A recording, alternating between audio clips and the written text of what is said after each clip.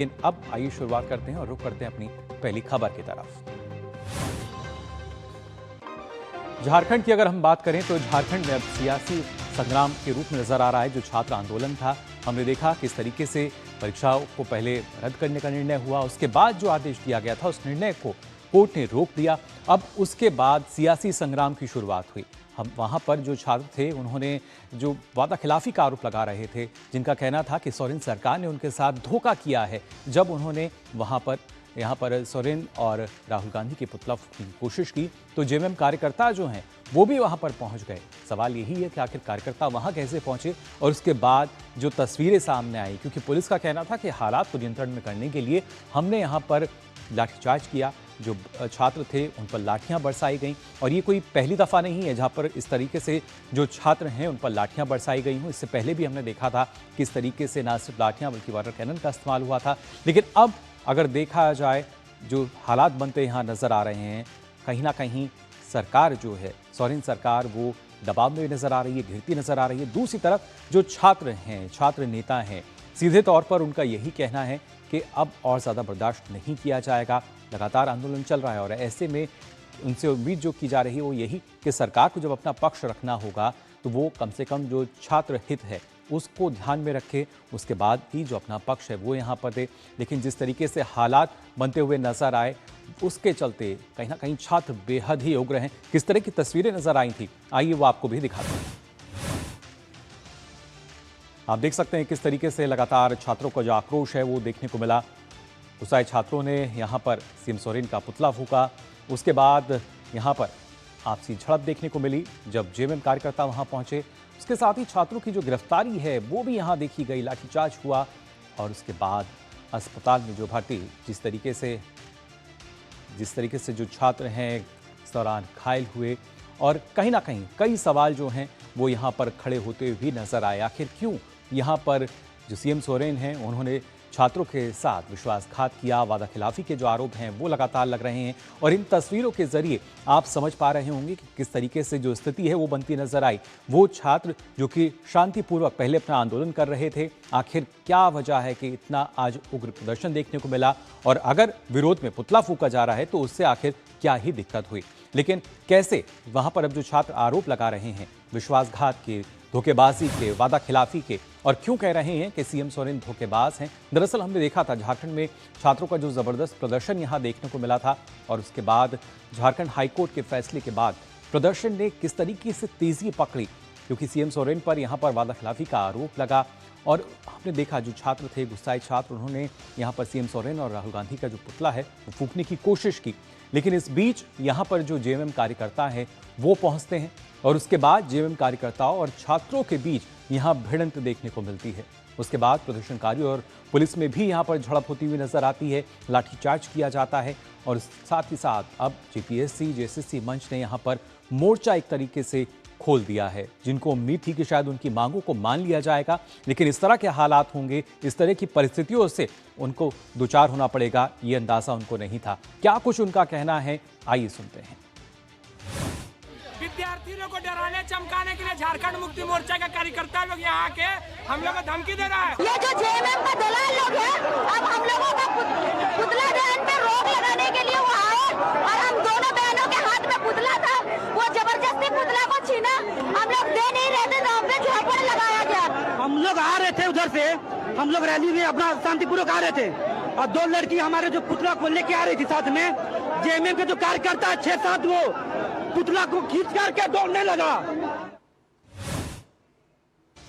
तो बीजेपी लगातार इन छात्रों को अपना समर्थन भी दे रही है। इस बीच बाबूलाल मरांडी ने एक्सपर्ट कैस्ट भेज दिया, वो आपको बता दें। उन्होंने लिखा कि मुख्यमंत्री हेमंत सोरेन जी, जेपीएससी की पूर्व सदस्य अनिमा हंसदा ने मीडिया के लिए साक्षात्कार में खुलासा किया था कि जेपीएससी में व्याप्त कदाचार और अनियमितताओं की जानकारी आपके राजदार और कथित सुपर सीएम के रूप में चर्चित मंत्री सुदीव्य कुमार उर्फ सोनू को बहुत पहले ही दे दी गई थी। इसके बावजूद मंत्री जी लंबे समय तक खामोश रहे।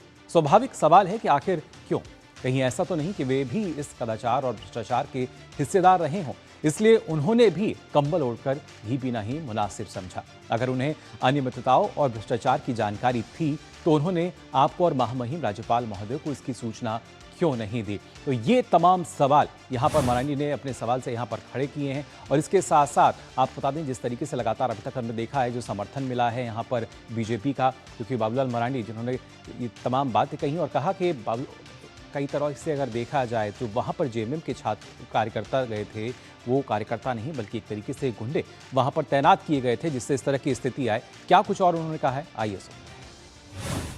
झारखंड में छात्रों के द्वारा जो शांतिपूर्वक प्रदर्शन किया जा रहा था, उसके बीच में आकर के झारखंड मुक्ति मोर्चा के गुंडों ने जिस प्रकार से हमारे झारखंड को होने और खासतौर से अगर देखा जाए, क्योंकि अब लगातार यहाँ पर जो मामला सामने आ रहा है, जो छात्र हैं वो एक तरीके से मोर्चा खोल चुके हैं एक बार फिर यहाँ पर। लेकिन इस बीच देवेंद्र महतो की अगर बात की जाए, जिन्होंने अपना अनशन खत्म किया था, किस तरीके से वो सरकार को अब चेतावनी दे रहे हैं, क्या कुछ उनका कहना है, आइए देखते हैं। सरकार का मंशा हम लोग को संदेह लग रहा है और इससे पूरे छात्र परेशान है, हताश है और कहीं न कहीं ठगा महसूस कर रहे हैं। इसीलिए हम लोग इस आंदोलन को और व्यापक रूप देने के लिए भर्ती व्यवस्था सुधार यात्रा आगामी 24 अगस्त 2026 दिन सोमवार से कर रहे हैं। और अगला जो 15 सितंबर को जो अगला सुनवाई है, अगर उस दिन मजबूती से सरकार अपना पक्ष, अपना दलील नहीं रखती है तो आगे हम लोग मुख्यमंत्री आवास का घेराव करेंगे, पूरा झारखंड बंदी करेंगे, पूरा चक्का जाम करेंगे। तो यहाँ पर देवेंद्र महतो का सीधे तौर पर यही कहना कि और ज्यादा उग्र होता हुआ नजर आएगा, व्यापक स्तर पर हम देख सकेंगे। दिवाकर हमारे साथ जुड़ चुके हैं रांची से। दिवाकर, क्या माना जाए कि एक बार फिर से यहाँ पर सीएम सोरेन की मुश्किलें बढ़ती नजर आएंगी, क्योंकि छात्र एक बार फिर से यहाँ मोर्चा खोल चुके हैं उनके खिलाफ? देखिए, निश्चित तौर पर लगातार जो गतिविधियां हैं वो जिस तरीके से बढ़ रही हैं वो कहीं ना कहीं हेमंत सोरेन सरकार के लिए मुसीबत खड़ी कर सकती है। कल जिस तरीके से छात्र ने लोकतांत्रिक तरीके से पुतला दहन का कार्यक्रम तय किया था, पहले से उसका अनाउंसमेंट भी कर दिया है, लेकिन जिस तरीके से आरोप जो लगाया जा रहा है कि झारखंड मुक्ति मोर्चा के कार्यकर्ता इस पुतला दहन कार्यक्रम में बीच में घुस गए और उन्होंने छात्रों की पिटाई की है और पुलिस ने भी पिटाई की है, तो ये जो तमाम तरह के अब आरोप लग रहे हैं, इससे छात्रों में आक्रोश लगातार बढ़ रहा है। और जिस तरीके से छात्र पहले से ही अपने आप को ठगा महसूस कर रहे थे, सरकार ने जो तमाम परीक्षाएं रद्द कर दी थी और उसके बाद झारखंड हाईकोर्ट से एक के बाद एक परीक्षाओं पर उन अभ्यर्थियों को स्टे मिलता जा रहा है, तो कहीं नहीं कहीं छात्र इस बात को लेकर आक्रोशित है कि सरकार अपना पक्ष ठीक तरीके से नहीं रख रही है या सीआईडी की जो जांच हो रही है वो सही दिशा में नहीं हो रही है, इसलिए जो कल्प्रिट है वो पकड़े नहीं जा पा रहे। तो कहीं ना कहीं सरकार हर मोर्चे पर घिरती हुई नजर आ रही है और भारतीय जनता पार्टी भी अब खुलकर मुकुट जो हम कह सकते हैं वो हेमंत सोरेन के खिलाफ आ गई है कि हेमंत सोरेन ने सिर्फ छात्र आंदोलन को समाप्त करने के लिए यह ढोंग रचा था, परीक्षाओं को रद्द करने का जो ढोंग रचा था वो अब उसमें वो बेनकाब हो गए, क्योंकि हाईकोर्ट में जो सरकार को पक्ष रखना चाहिए था वो सरकार ने वो पक्ष नहीं रखा। और कल जिस तरीके से सड़कों पर तांडव हुआ है, कल शाम में जो शांतिपूर्ण प्रदर्शन हो रहा था, पुतला दहन 24 जिलों में कार्यक्रम तय किया गया था। रांची की तस्वीरें आप देख रहे हैं, हजारीबाग में, गिरिडीह में, गढ़वा में, कई जिलों में छात्रों की पिटाई हुई और आरोप लगाया जा रहा है कि जेएमएम के कार्यकर्ताओं ने इस छात्रों की पिटाई की और कई छात्र अस्पताल में भर्ती हैं। तो आप समझ सकते हैं कि स्थितियां कितनी बिगड़ रही हैं और छात्रों में आक्रोश किस तरीके से बढ़ रहा है। उधर देवेंद्र नाथ महतो ने 24 तारीख से जो प्रतियोगी परीक्षाओं में भर्ती का मामला है उसमें पारदर्शिता लाने के लिए, अनियमितता रोकने के लिए यात्रा निकालने की घोषणा कर दी है। साथ ही साथ आंदोलन को और बड़ा उग्र रूप देने की भी घोषणा उन्होंने की है। तो तमाम तरह की जो चीजें निकलकर सामने आ रही है और छात्रों का आक्रोश जो कैमरे पर दिख रहा है, सड़कों पर दिख रहा है, उससे लगता है कि सरकार के प्रति जन आक्रोश की स्थिति पैदा हो गई है।